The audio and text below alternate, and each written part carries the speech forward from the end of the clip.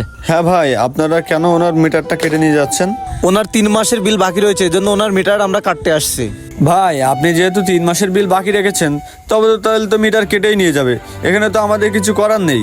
আপনি বিলের টাকাটা পরিশোধ করে দেন, তাহলে এনারা আর মিটার কেটে নিয়ে যাবে না। ভাই আমারও 2 দিন সময় দেন, আমি বিল দিয়ে আসবো না ভাই, মিটারটা কাটেন না ভাই। আমি গরিব মানুষ, সবসময় তো টাকা গুছাতে পারি না, ভ্যান চালাই খাই, আমার একটু 2 দিন সময় দেন। ঠিক আছে ভাই, তাহলে উনি মিটার কাটবে না। আপনি 2 দিনের ভিতর বিলটা পরিশোধ করে দিয়েন। আপনি আর কখনো বিল বাকি রাখবেন না, বাকি রাখলে কিন্তু মিটার কেটে নিয়ে যাবে। আর খায়ের সাহেব, উনি বিল পরিশোধ করে দিবে, আপনি ওনার মিটারটা এখন আপাতত কাটেন না। ভাই আপনি যেহেতু বলতেছেন আজ কিনার মিটারটা কাটছি না, ভাই তাহলে 2 দিনের মধ্যে বিলটা পরিশোধ করে জানো। ঠিক আছে ভাই, উনি 2 দিনের ভিতরে বিলটা পরিশোধ করে দেবে, আপনার মিটারটা কাটার দরকার নাই। আর মনির ভাই, আপনাকে একটা কথা বলি, আপনি শোনেন। এখন যে বারবার লোডশেডিং হয়, এর কারণ কি জানেন? আমরা কিন্তু বেশিরভাগ মানুষই বিদ্যুৎ অপচয় করি। সময় বাসা থেকে বের হওয়ার সময় ফ্যান এবং লাইটের সুইচ অফ করি না।